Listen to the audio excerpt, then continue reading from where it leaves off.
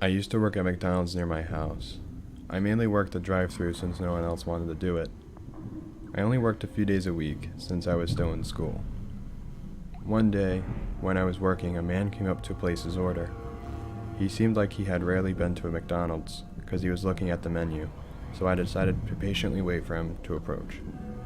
When he did, he gave his order and then waited for his food to be cooked. When I gave him the food, he said you forgot the nuggets, which I did, and I said sorry. He seemed annoyed by the mistake, but it happens. About a week or two later, the man came in again and ordered the same thing, only this time he said something in a low tone. "If you forget my nuggets this time, I will kill you." Had I heard him right? I could understand being annoyed by me forgetting a part of the order, but not to that extent. He carried on like nothing happened. I did not forget his food this time, and he smiled at me, and that was that. Fast forward to 2 days later. It was late at night, and I just got off my shift. I had just got out of the shower when I heard a bang on the window coming from the direction of my bedroom. Now I should say this, I live alone in my apartment on the second floor, so there should be no one at the window, at this hour anyway, or any time. It was around 11 p.m. or so, and I got dressed and quietly went into my room, only to see a silhouette of a man at the window outside. I couldn't believe my eyes. I immediately thought of the guy from work. My heart sank as I made the realization. I grabbed my phone and dialed 911. I locked myself in the bathroom that I just took my shower in. That's when I heard the glass to the bedroom window slide open. I heard the man enter my room calling out my name. Of course I wore a name tag, so it made sense, but how did he know where I lived? By the time I tried to rationalize this, however, I heard his footsteps stop outside the bathroom. He said, "I know you're in there. Come out. We need to talk." I sat there hoping he would just go away, but he wouldn't. Then I heard the sirens in the distance, and he swore under his breath, and ran off and left through the window. I heard the police yell, "Freeze," and I was happy once more.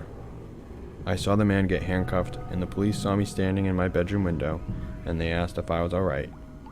I replied yes, I'm fine, and waved.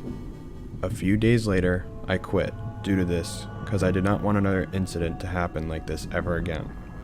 I'm thankful he never got into the bathroom, or else who knows what would have happened.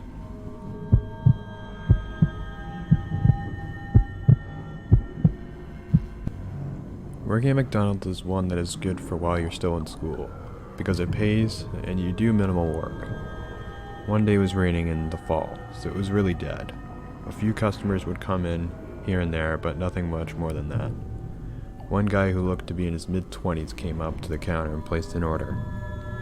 And then he said, "Have you noticed anything outside?" "I didn't," I said. He said to look over his right shoulder, and standing there, in the rain, was a man in all black just looking at us. I asked if he knew him. He said no, and that he already called the cops because that man tried to stab me. But I'm playing cool so he doesn't suspect I'm telling you this.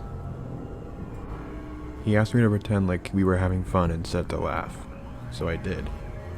After he got his food, he sat down closest to the door in case of something happening.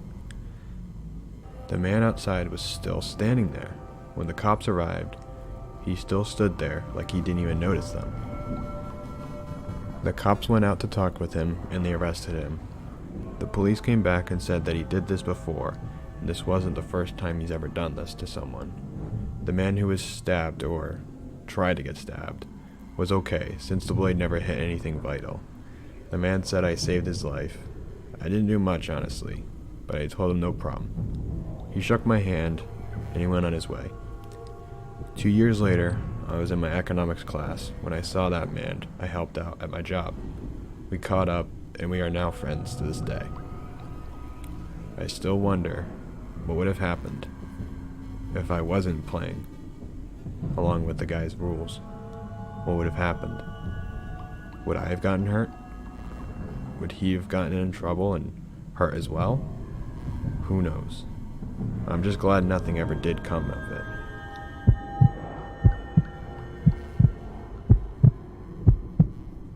Pranks can be a fun and enjoyable thing. April Fool's is a popular and celebrated day after all. Whether you're a school kid or an adult, pranks can be a great way to have fun with friends. However, sometimes pranks can be fun, and sometimes they can be outright disturbing. One such prank happened in a McDonald's in Devon, England, where I work. A mother took her 4-year-old daughter for a nice lunch, which they had, but then came to the inevitable toilet time. As the mom was finishing up her food, the young girl asked to go to the washroom by herself, which the mother saw no harm in. It was a family-friendly restaurant after all, with plenty of other kids and families about. After a while, the mother started to get worried, so she got up to check on her daughter, and could suddenly hear screaming coming from the cubicle. Eventually, the little girl came out crying, and with her legs red and raw. Her mother, obviously concerned, asked her daughter what happened. Turns out that the 2 teenage girls were in the cubicle before her daughter, and they had put super glue on the toilet seat. The little girl got stuck and had to pull herself and some of her skin off of the seat. As a parent, this would be terrifying to witness. So as I saw this happen, I ran over to see what was wrong. I called the police and they took a statement. We have cameras, so we caught the teenage girls and got them in trouble. Still doesn't do justice for that girl, who had to be put in the hospital for medical reasons.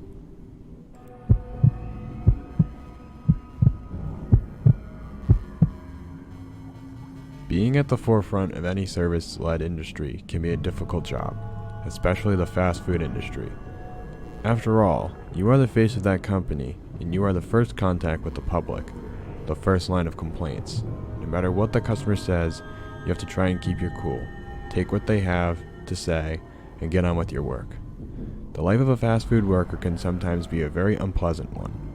Over the years, McDonald's has had its fair share of complaints that the workers have had to deal with, whether it's the everyday mundane complaints or something much worse. In 2014, a customer pulled up to a drive-thru in Michigan and ordered a bacon cheeseburger. But the employees forgot the bacon. The woman drove off in a huff, came back later that evening to order another bacon cheeseburger, but they forgot the bacon once more. Rather than venting her anger with the manager or on Yelp, the customer decided that shot through the window would be a more effective way. Luckily, that time no one was hurt, but many times McDonald's employees haven't been so lucky.